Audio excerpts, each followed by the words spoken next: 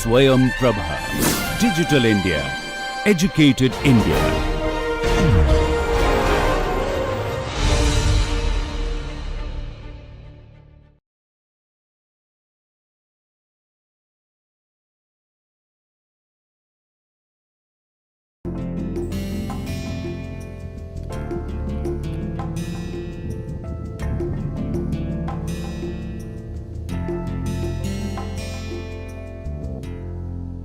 So, we were developing a dynamical system theory for flow instability using DNS results, and looking at the flow past a circular cylinder, we have shown here the computed lift coefficient variation with time for 3 different Reynolds number 60, 100 and 250. There are certain features that immediately comes to the fore. Number one is that you see that of course, with the increases in Reynolds number, equilibrium amplitude increases. The other thing that you also notice is that there are certain interesting features. For example, this saturation amplitude variation with time is very minimal for higher Reynolds number, but while you look at R equal to 60, although one would expect from Landau's theory that you would have attained an equilibrium amplitude, but it is not so. You can see quite a bit of jagged edges, and it is something specific about this particular lower Reynolds number that is where you see most of this variation. So, we will like to make some comments which we have stated here, that if we increase if we decrease Reynolds number, we see more and more number of modes present. If it was just a single mode, then you would have seen a very nicely developed homogeneous amplitude variation. For example, for R equal to 60, we saw that even in the equilibrium stage, you have significant variation of the amplitude. That implies that there are more than one modes present, is not it?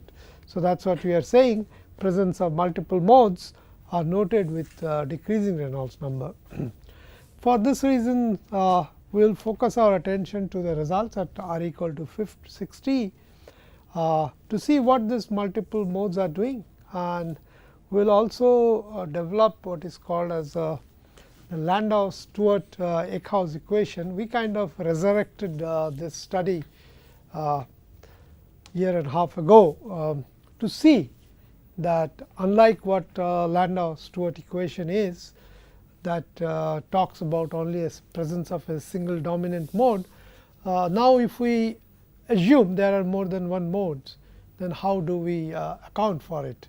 So, we developed a kind of a variation which was originally proposed in a monograph by Eckhouse, but largely forgotten, but we want to see how we can make use of that.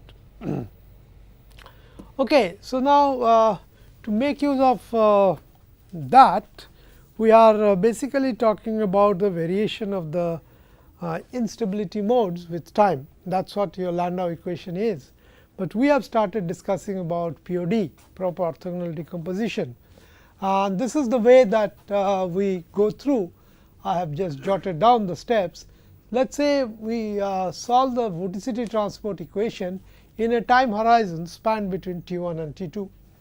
Then we can split the instantaneous value of the vorticity into 2 parts, a mean or an equilibrium part plus a variation. The mean part is defined as some kind of a time average. So, this is the time interval over which the data has been obtained, and we take this and obtain this omega mean. Having obtained the omega mean, it is straightforward to obtain the disturbance quantity, which is nothing but the instantaneous realization minus this mean. So, let us now briefly talk about what that method of snapshot is, which was developed by Syrovich. What we do is the disturbance vorticity that we have obtained here represented in a Galerkin ansatz.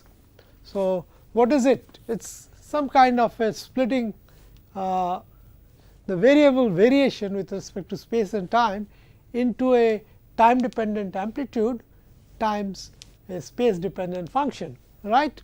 So, what we are doing? We are representing the total disturbance quantity in terms of let us say m such snapshots. So, we take pictures. We have the simulation, either you have done it through experiment, better be you do it with numerics, because there you will have more control. Then what you do is you try to construct what is called as a covariance matrix of this disturbance field. So, that element of that covariance matrix is called here as Rij. So, that is obtained by taking the snapshot of the disturbance field at time t I and the snapshot taken at time t j. So, what we are going to do is basically we are taking a product of the two functions at these two times, integrate over the whole domain, right. Your x vector indicates your the domain. What I am showing you here is in terms of a 2D simulation. That is why we are talking about the elementary volume or elementary area as d 2 x, but you could extend the same idea for 3 dimensional flow field as well, right. Well, you could trivially also do it for 1D. Now, what happens is this Rij is obtained by application of Hilbert-Schmidt theory in calculus of variation, which we are not going to do, but which states the following, that if I have this ansatz of time dependent amplitude times this, that space dependent function actually works out as an eigenfunction of this equation. Okay. So, this is that covariance matrix, this is the eigenfunction phi m, lambda denotes your eigenvalue. Okay. This is a fairly well developed theory. So, what we are going to do is we have obtained the disturbance field, from there we will construct this.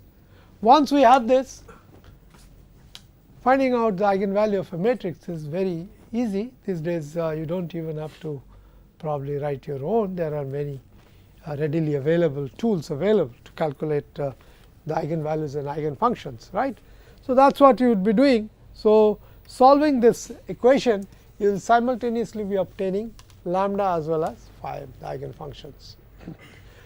What does this eigenvalues give us? These eigenvalues tells us the probability of the occurrence of those eigenfunctions. Okay. And if I sum up all this eigenvalues, then that will be the providing the total quantity that is under investigation. What is the total quantity under investigation? So, this is basically a square of vorticity here, that is what we call as the entropy. So, entropy field will be obtained in terms of the product of this functions. Okay. So, lambda is a very good measure of the entropy content of the disturbance field. Okay. So, this is how we are going to live with performing the analysis POD analysis by focusing our attention on the flow for r equal to 60, and I explained to you what is our main incentive. We are trying to establish why we get multiple Hopf bifurcation. Multiple Hopf bifurcation due to what? Is it due to say qualitatively different instabilities at different Reynolds number, and when these instabilities occur, they are still dominated by this corresponding single mode, or what we saw in terms of the time history of the lift, and what we saw for r equal to 60, there was presence of multiple modes. So, maybe all these multiple modes are present and they selectively dominate in different ranges of Reynolds number, and 60 Reynolds number case was very specific, where we saw a visual signature of such multimodal presence. So, that is what we are going to do. That by and large, if you look at instead at the highest Reynolds number that we have shown at 250, we get predominantly single frequency, while in case of 6T r equal to 6T, we have multiple frequencies present. So, that is what we are talking about here. You can see if it was dominated by a single mode, we would have had a nice envelope, not a jaggedy envelope that we are seeing here. Okay. So,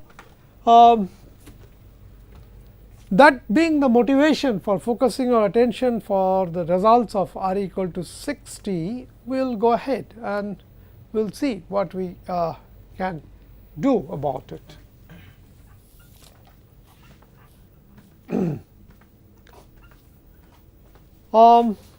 Even when we take the results for this r equal to 6T, what we are going to do is basically study the same data, but over different time ranges. So, T1, T2 I will purposely choose over different time ranges. Why we want to do it? Because you see, study of POD as a tool has been gone off on a particular route to exploit its I would say engineering usage. For example, like let us say you are listening to a piece of music and it occupies some amount of memory. Now, what I could do is I could take that signal and I can do a kind of a modal decomposition. And if I have, let us say, 1000 modes and I see that most of the signal noise is contained within first 10 modes, then I can do this modal decomposition and only store 10 modes. And what happens? Instead of, let us say, 10 megabyte, I can get the same quality of signal. It is only with very good acoustics or very discerning ears, people can distinguish between the 10 modes and 1000 modes, right. But by and large, in a commercial scenario, those 10 modes will do well. And this is what people have been doing in one of the applications, data compression, right, massive saving. Similarly, people have been also using POD as a tool to control flows. If I understand that these 10 modes are most important, then I should be able to control those 10 modes instead of worrying about 1000 modes. I can develop strategies to control this. So, what has happened is people have been talking about mostly from these aspects, exploiting their engineering usage. Thereby, people are not too particularly interested about seeing what happens during the transients, like especially in the context of fluid mechanics. You have initially a very large transient and then the flow settles down to some kind of a statistical stationarity. So, if you are interested in looking at only the statistically stationary position of the signal, there may not be much of a motivation or incentive to look at the transients. However, as I explained to you that our point of view is totally to decipher the physics of the phenomena of instability. So, we want to study how we get to that statistical stationary state. That information may be embedded to the system what happens during the transient. For that reason, what we will be talking about will take the same time series and we will look at 3 different time intervals and to find out what is happening. And the results would convince us that we would be having quite a bit of a success. So, let us basically focus our attention to this flow past a cylinder at Reynolds number of 6T. We have actually done a simulation from let us say 0 to 430, that I will call it as case C. So, that is the full trace, time trace. What we can look at? We can look at a subset of it 350 to 430, where you may have arrived at as that statistically stationary path. So, that is your case B. So, by 350 all the transients would have gone. But then we can also take a case which I call it as case A, which will have some bit of late stages of transients plus the equilibrium state. So, let us look at this kind of things, and then we can perform this analysis, obtain these lambdas, and this table actually shows you the lambdas for these 3 different time ranges. When I look at the full time series, then I see the eigenvalues given by this. Okay. These are raw eigenvalues. Okay. Now, you may notice that there are some missing spots. I will explain why it is so. Historically, the early practitioners of POD in this particular field, especially about flow past blood bodies, what they noticed? They noticed that you get this eigenfunctions, they kind of occur in pair, and this pair formation is quite significant. However, sometimes in the early part of this decade, Bernd Noack and his group from Germany, they discovered that talking about this modal behavior in terms of these pairs is not adequate. There is something that sticks out, which they called as the shift mode. So, what it means is that if I look at the behavior of the dynamical system without the shift mode, they will be just about varying about a 0 mean. But when you look at the experimental data, you will be seeing as if there is a kind of a mean shift. So, there has been a shift in the mean flow field. To explain that, they modeled what is called as this shift mode. However, in contrast to that effort of Noack, what we are doing here, we are not doing any kind of modeling. We are taking our full DNS data and then just performing the POD analysis as it has been proposed here. And what we noticed that whenever we have the shift modes, they do not occur in pair, they occur individually. So, what I find here, this third mode is one such isolated mode, which does not form a pair. That is why we leave a blank here. Then of course, we have another pair followed by a single mode, another single mode here, and so on and so forth. And you also notice that when you have the pair formation, the eigenvalues kind of have a similar magnitude.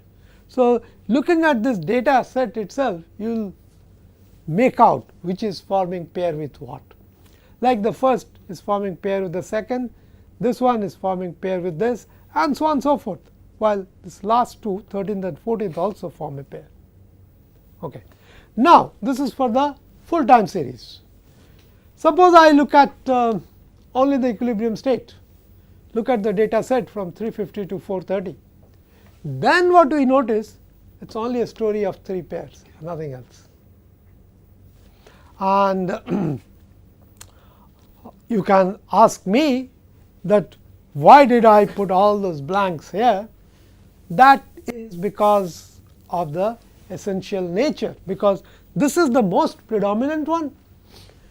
So, that better come there, and you also know that there is this hierarchy of these eigenvalues. Higher up the position of eigenvalue, more energy it contains, because what we could do is we could look at a cumulative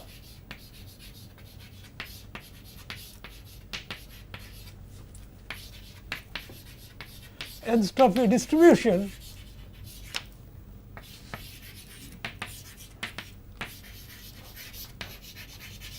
that basically gives you, which I may call by let us say a number epsilon j, which would be written as some lambda j divided by summation of all lambda k going from 1 to. You understand why it is m, because we have taken m snapshots. This is a m dimensional matrix, so I will have m eigenvalues. Okay? That is what we are going to do. So, when we look at the equilibrium state, we only have 3 pairs. When we look at this particular case A, which is a admixture of a late transient and the equilibrium state, we of course obtain a pair here. We also obtain a shift mode, and then we have another pair here and the pair there. Okay. Now, what we need to look at here is how we get this POD performed. That when I look at case C, I am also including the impulsive start of the flow. At time t equal to 0, the flow was considered inviscid. That was our initial condition, and then we saw how the flow picked up its viscous action. So, that is what we are doing here. How do we perform this POD? How densely we take the data? What we notice here, that here we have taken 5 snapshots taken in unit time interval. So, if I am talking about 0 to 430, I have taken a snapshots of 430 into 5, right. So, you can see it is more than 2000 snapshots I have taken. This is significantly different than what people have been doing before. Even we did some of those POD studies for bypass transition, as I showed you earlier, when we were looking at vortex induced instability by aperiodic vortices. What we did there, of course, we took only about 10 snapshots or 20 snapshots in an interval of 10, but here we are talking about taking 5 snapshots in unit time interval. This is important. This is important because irrespective of the accuracy with which you are doing your direct numerical simulation, the sampling rate of the snapshots will tell you what is the frequency range you are able to display with the POD. If you take too few, then you know within the Nyquist limit you will be getting only very few peaks. So, that is why sometimes even in recent times, I think we are even doing PODs where we are taking what, about 40 snapshots in unit time interval, 40. So, you can see, and please do understand that taking insufficient sampling rate will always mislead you into drawing wrong conclusion. So, it is better that you go on the side of caution and have more data than less. Okay? So, this is something that we need to understand. Now, we have already stated some of these things, that for example, the case B encompasses the range from 200 to 430, which partly includes the late transient and as well as the saturation stage of the flow evolution, while this particular time interval 350 to 430, that is the case A, it only contains the equilibrium stage. And the total entropy content during the equilibrium stage requires very fewer modes, okay, for its correct description as compared to any case that included the transient state. In all these things that I have shown you, here most of the time we have accounted for the total entropy content in those retained modes to that level of about 95%. Okay. So, what happens is for the case A, those 6 modes accounted for 95%. That is why we did not go any further. Okay. Now, if I look at all the cases, that is what we are saying, that if we take go about up to first 14, 15 modes, then we account for most of the entropy, and of course, higher modes keep on contributing incrementally smaller and smaller quantum. So, that is what we need to understand. This convention of identifying modes pairwise was used by this group, Dean, Karniadakis and Noack et al. This is the work that I was talking to you about. Noack's work is one of the most interesting and outstanding work in the last 1 decade. And well, all of them thought you need to worry only about the primary modes. If there are non-pair forming modes, Noack only talked about one such mode. Okay, it is one such mode. And but you saw the table that we projected when we took the data from 0 to 430. We had many isolated modes. In fact, in that 14 we had about four such modes. So, we do not call them these modes as shift modes. We have classified the POD modes into the following group. One is, of course, what we will call as the regular modes. Well, regular in the sense what everybody thought originally would be. They are basically caused by pairs. Then we talk about those modes which do not form pairs. This we call anomalous modes.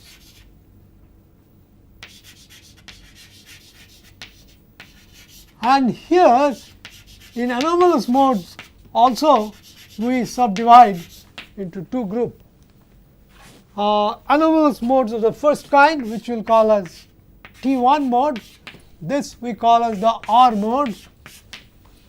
And we are going to talk about a third classification, which is also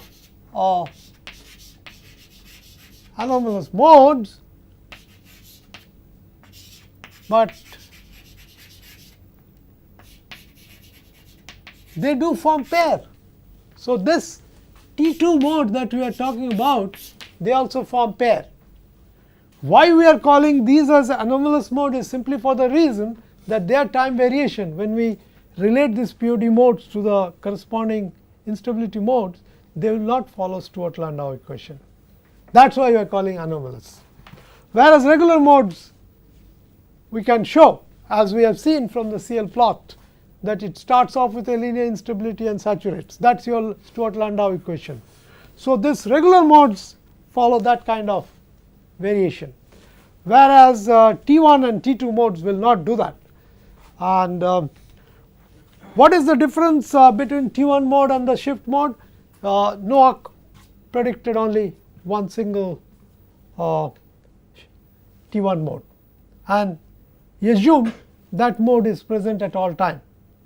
Now, we are going to see results that this anomalous mode of the first kind, they appear singly all right, but number one, they do not appear as one. There are more than one modes, like what we would see in case C when we take the data from 0 to 430.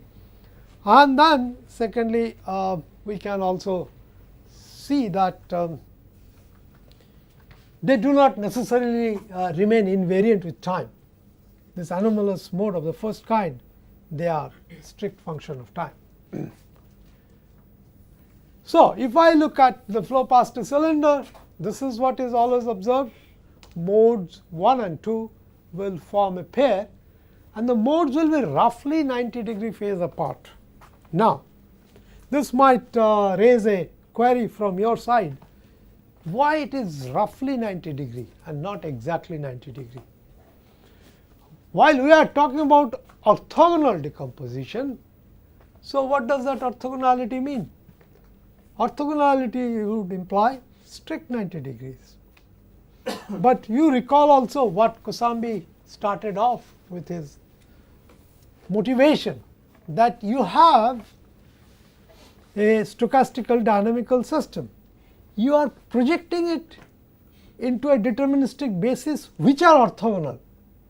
So, if I look at some of those modes which form pair and the phase difference is not perfectly 90°, that shows that even these pairs are contaminated by stochasticity, right.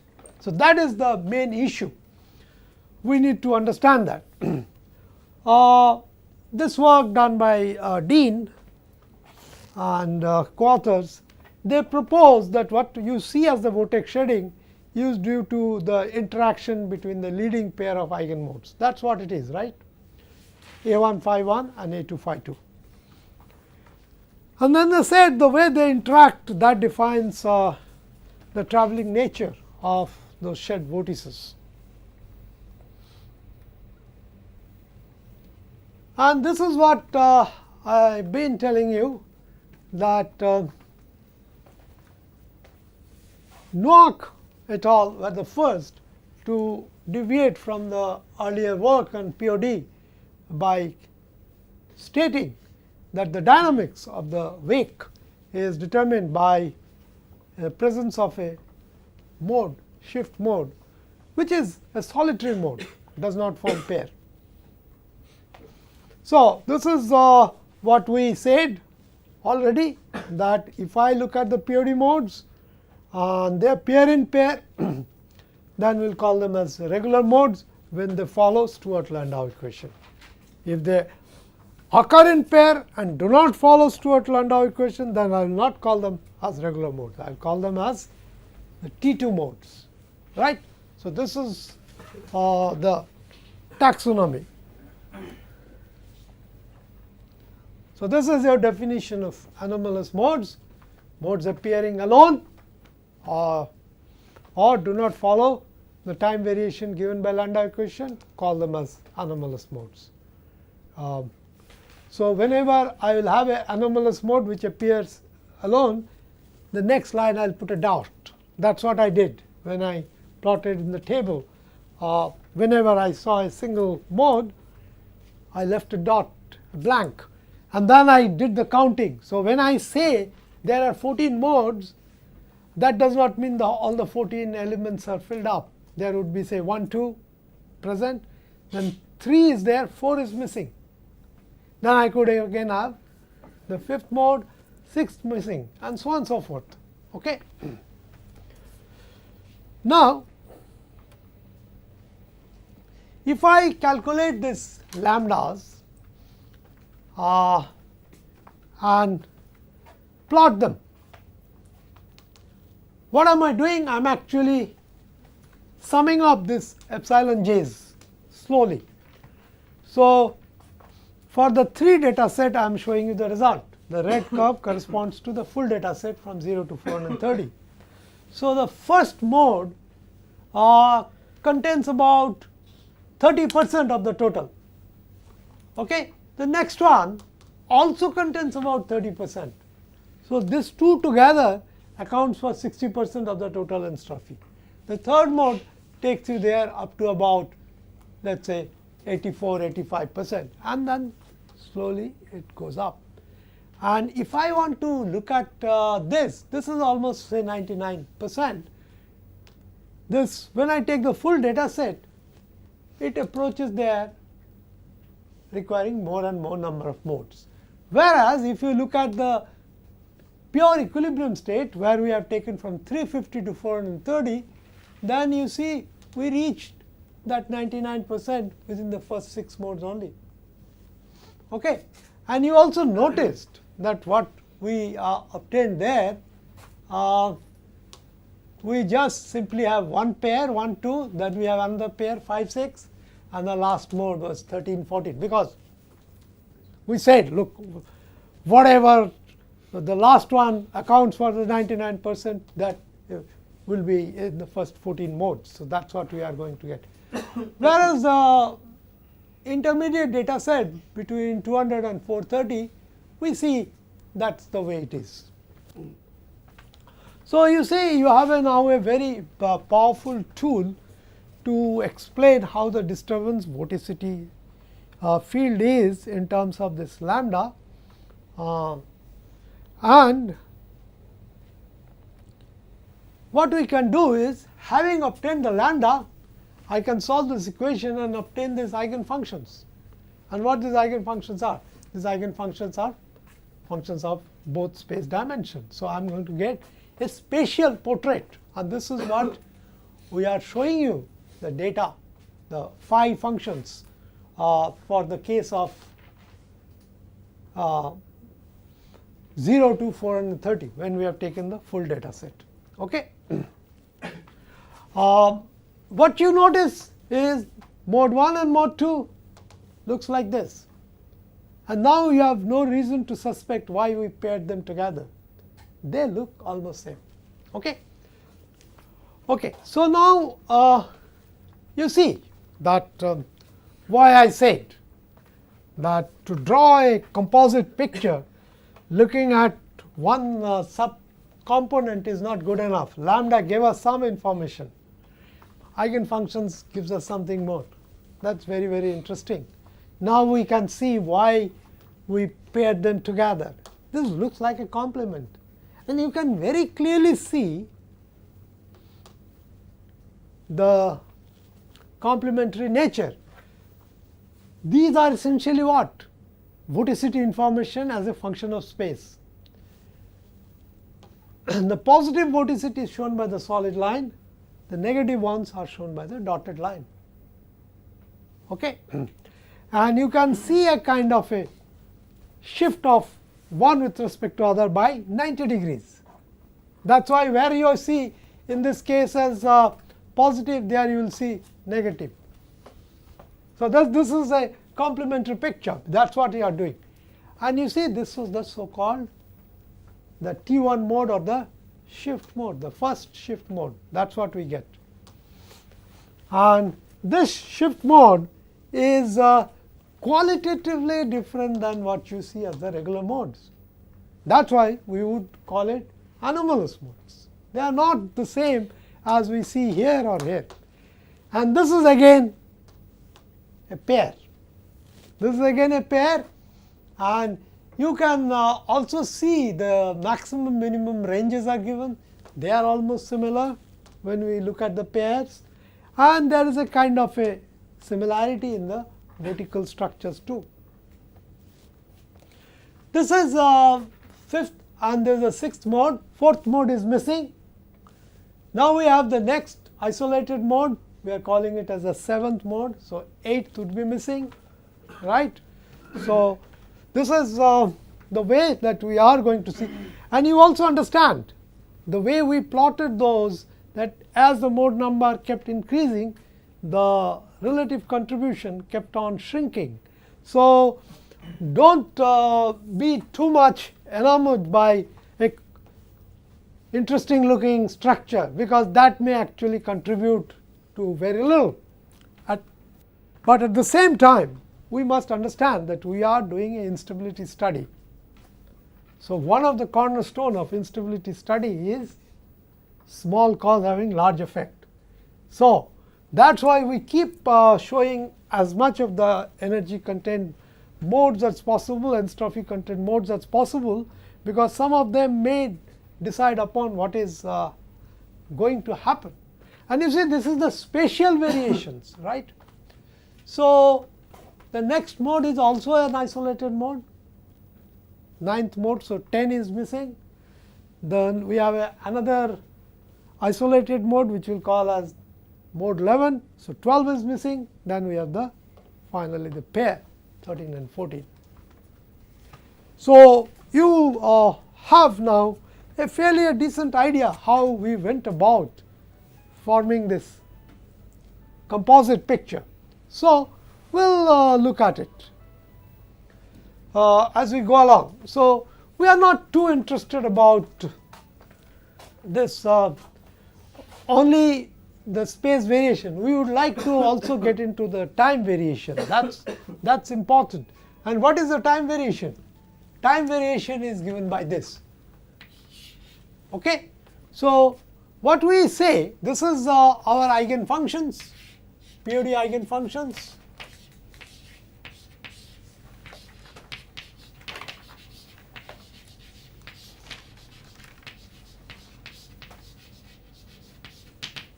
And this is what we will call it as POD amplitude functions.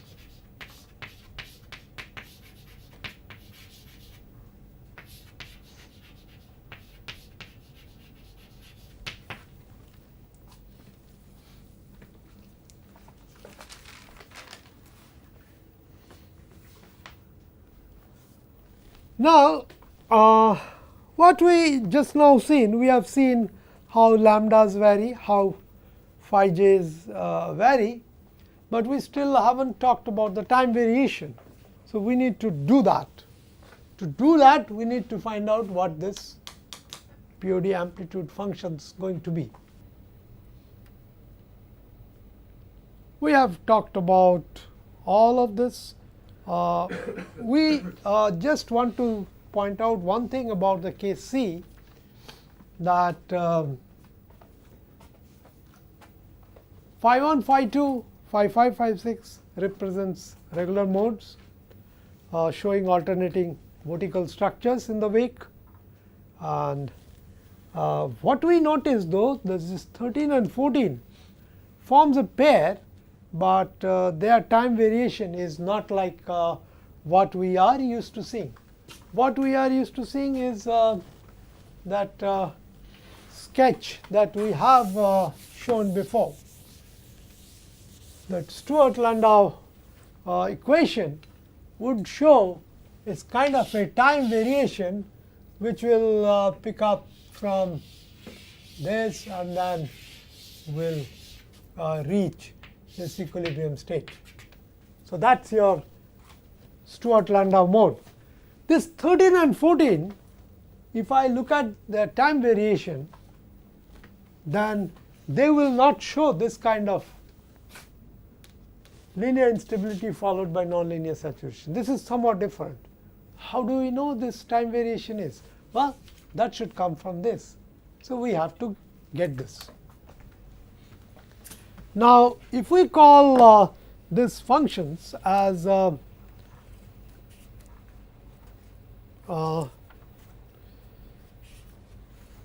orthogonal functions, then what I could do? I could obtain this AJs or AM of t. How do we do that? How do we do that? They are orthogonal. So, if I have this, I multiply this by phi m and integrate, then what would I get? So, if I take this description, and multiply this, let us say, by phi j,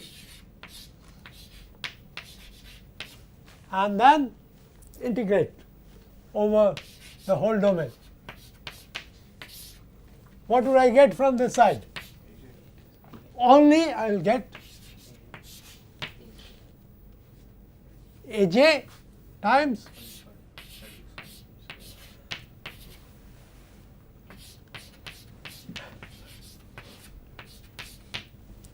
so I can get AJ. That's it, right? So this is the whole concept. So we can do that.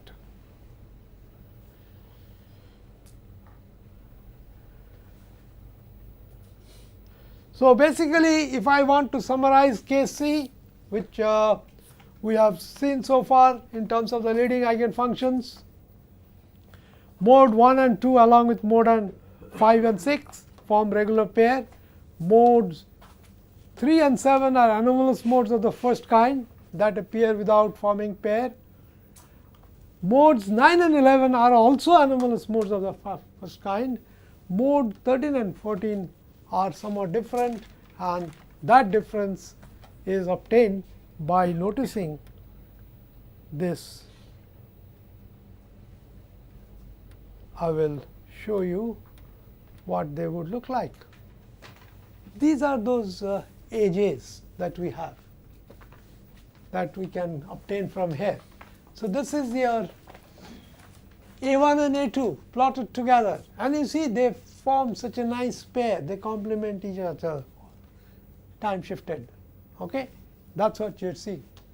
This is your A3, and A3 is got a very interesting behavior. Initially, of course, after impulsive start, it has a large value, then it goes to the other side, becomes negative, then it remains flat, and then once the linear instability starts, then again it picks up and it settles over there. Okay? And although, you see, recall what Noack said, that this is going to be present at all time, which is not true, you are seeing there. It is present at all time later in the equilibrium state, but also this is not steady. You are seeing this fluctuation, and this fluctuation is something like a Strual frequency. This is characteristics of that. So you will get that. Now A5 and A6 form this mode, that we can very clearly see. Then A7 was a anomalous mode of the first kind, and once again we are seeing the same thing. See, what happens is when the linear instability is not there, they are kind of flat, time independent, at some non-zero values. So this value being non-zero and shifted up, really prompted Noack et al. To call it as a shift mode, as if it has shifted the whole thing by a datum. Same thing about A7 that you are seeing here.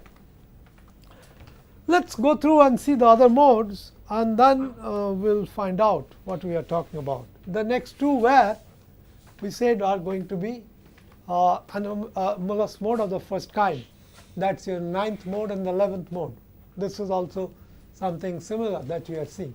And as you can see that as you go to higher and higher mode, their contributions are coming close to 0. Right? So when I represent this contribution level should come from the magnitude of m. What lambda gives here is nowhere present here.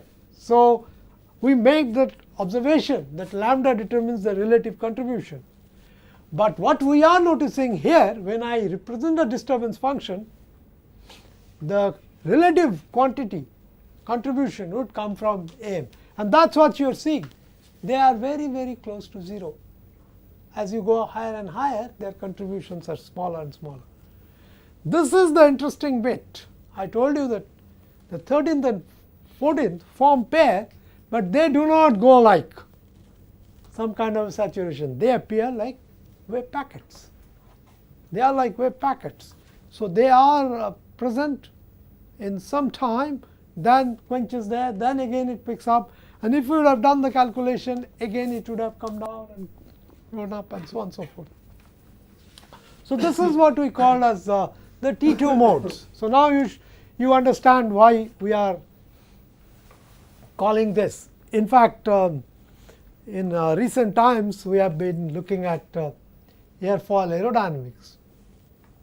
Yogesh is looking at that with great care, and we are seeing some different instability mechanisms have different footprints.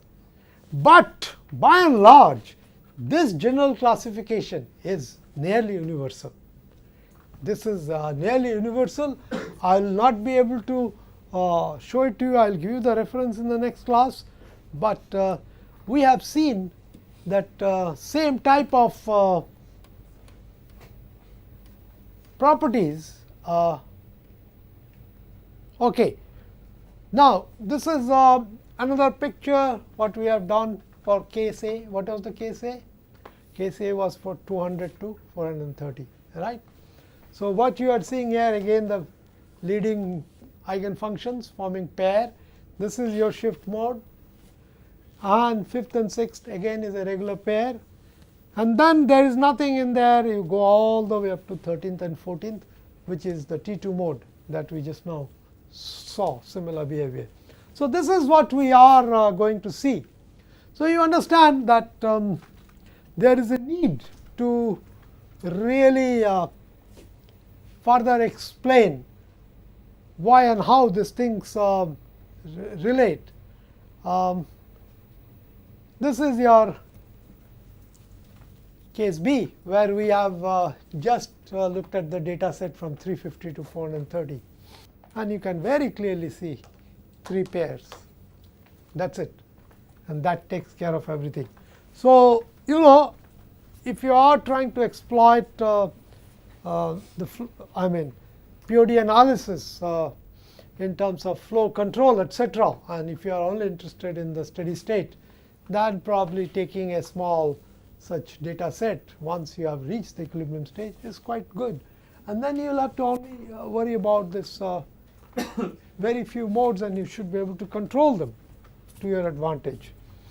But when it comes to understanding flow instabilities, it is always better that you take the full data set, because you want to explain how you have arrived here. In the next class, I will explain to you what is the source of these anomalous modes. Why do they appear? That is rather important. And this we have seen. So, let us make some observations when we are looking at flow past the cylinder. We can easily understand the trend of the time variation of the paired modes at early time as the disturbance grows from 0. It is not so for the anomalous modes of the first kind, for which the amplitude functions vary very rapidly during the transient state. This is rather important. So, basically the shift that you are getting in the final state, the history lies there. So, that is why it is necessary for you to take the full set. Otherwise, you will not be able to say why you have arrived at that particular equilibrium state. That shift has occurred in a transient manner. Okay? And to generate POD amplitude functions from the Navier-Stokes equation is not so easy. What we have done here? We have obtained the solution. We calculated the disturbance vorticity, and then we calculated A of j. What some people have done, they have tried to put this back into the Navier-Stokes equation and try to derive an evolution equation for ages. So, what will happen? Of course, you have all these modes. So, the basic intention is to convert the PDs into ODs, because your space dependence is given in terms of your phi's. So, once you have put in that information and integrated over the whole domain, then you will get that. But there is a problem. If I am looking at, let us say, the Navier-Stokes equation in UV formulation, then I may have this kind of depiction for the velocities. What about the pressure? So, that is where some people have done some kind of a cardinal sin. They have actually omitted the pressure term, and that is one problem. And there is another problem that we will be talking about when we meet the next time. Okay.